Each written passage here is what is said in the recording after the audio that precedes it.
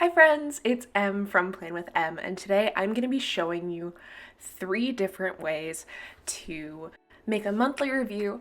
So let's dive in. I'm going to start with making a TV and movies sort of film reel style spread. You'll notice at the top I have these photos.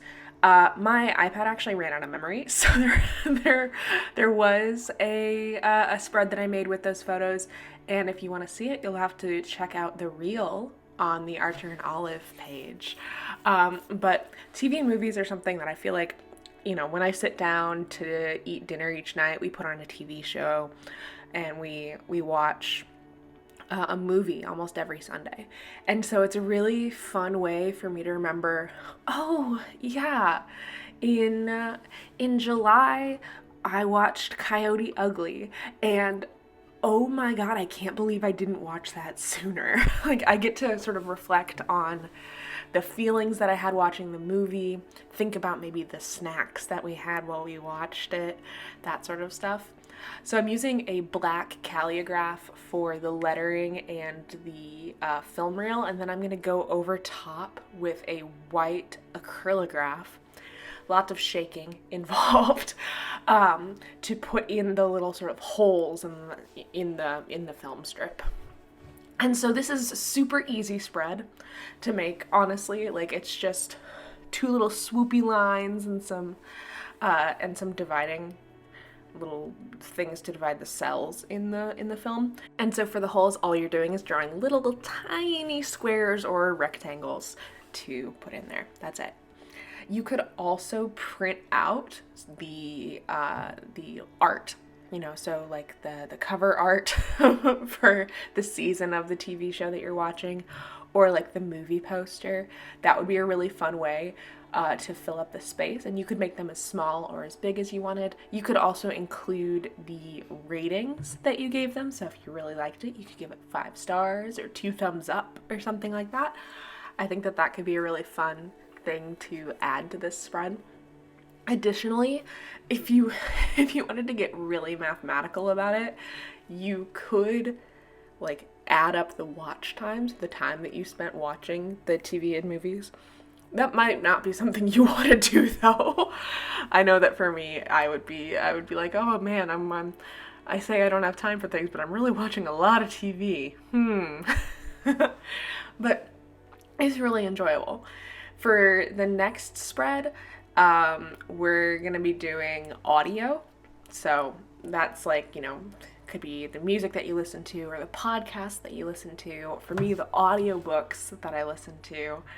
And this was inspired by All the Rad Reads on Instagram. I'll pop in a little photo of her spread up to the right, because there's a really cool program called Stats FM that will take your Spotify usage. And you know how at the end of the year they do Spotify Wrapped? Well, what if you didn't have to wait until the end of the year? That's sort of their marketing scheme. And so there's a free version, a paid version. I used the free version, so I don't have nearly as many stats, but I was still able to get really cool stuff. So like my top genres, the top song that I was listening to, my top artists. And honestly, I have no idea what half of these genres even are. Also, pro tip, if the bottom end of your calligraph is going dry, you can still use the top end. You just have to be very, very fine in your touch. But I'm doing a little My Month in audio, and I really liked it. I thought it was fun. I use Storygraph for tracking my reading, so it actually keeps track of the amount of time I spend on audiobooks. Then, I divide it by 2 because I listen on 2 times speed. And I ended up with something like 71 hours spent listening to audiobooks. Which is like, that's like if I spent 3 days nonstop. So weird. I also thought that these little sort of sound patterns were cool and a nice way to break up the page. Just, I didn't want it to be too listy, so to speak. But I think it's really fun. I really enjoyed it. So you could include podcasts if you're into those. I sort of stopped doing podcasts once I got into audiobooks, mostly because sometimes just listening to the same thing again and again and again and again is like not my fave, which does not apply to my music choices because you should know, right? I'm listening to Chapel Roan every day on repeat. Like, I love it so much. But you could list here, right? These are your top artists and your top genres, but you could also list your favorites that you've listened to. So I've been on a disco kick lately. So, I have Bonnie M, ABBA. I know ABBA's not really disco, but that's just kind of like the vibe that I get from it. It's very, very danceable, energetic, gets me happy, up on my feet, sort of things. So you could note that. You could put on here like the funniest playlist title that you've listened to this month. People on Spotify really, like, they go hard in terms of what they title things. Or you could also keep track of your day list titles. So, for example, as I'm recording this, my day list title is Delicate Relationship Sunday Morning. And some of them just get really, really funny. So, moving on to a more traditional, this is my July recap.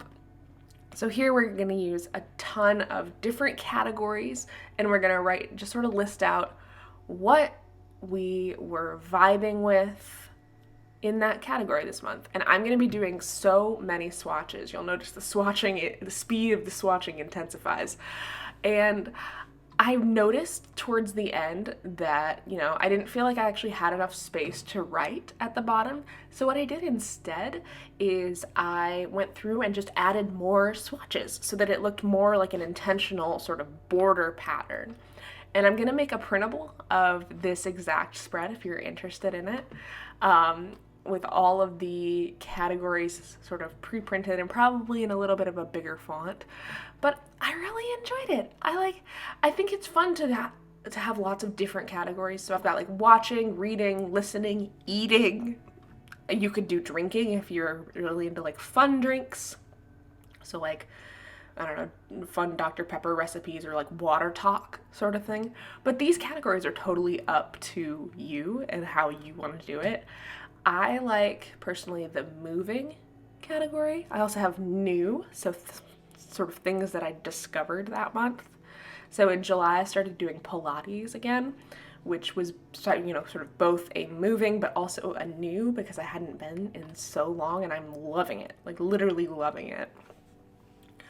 And there is a little bit of overlap here, right, from my previous spreads for, the watching or the listening or the reading. But I tried to make it a little bit different. Here I chose my favorite books that I read versus the ones previously I had talked about listening to on audiobook. Now, to be clear, listening on audiobook is still reading, but I listened, so I would have put it in the listened category. I just need to make sure that's clear. It still counts as reading the book, but I picked things that I didn't listen to on audiobook just so that there's a little more visual interest. You can also view this as a memory keeping, so you can put in like that, I had a birthday party and we went on a hot girl walk. Do people still do that? Do they still call it that? I don't even know. And like all the fun things that you did that month. And if you get to the end of the month and you're like, wow, I really didn't do anything fun this month, think about that for the next month. Maybe make some plans with your friends or just with yourself to do something fun, to have something to write down that you'll really enjoy. You can also absolutely include pictures in this spread. I think that, there's definitely enough room for one of these like little Canon selfie photos, and you can add little captions or whatever on the side. It'd be really cute. But that is basically it. It's really simple. It shouldn't have to be hard, because if it's hard, it's going to provide sort of a barrier to entry, and we want to be able to recap our months with ease. So let me know in the comments what your fun thing that you did this month was, or if it hasn't happened yet, what it's going to be. Don't forget to subscribe to the Archer and Olive channel, check out my blog for the free printable, and check out the reel to see the mysterious Sweden spread. And as always, happy planning.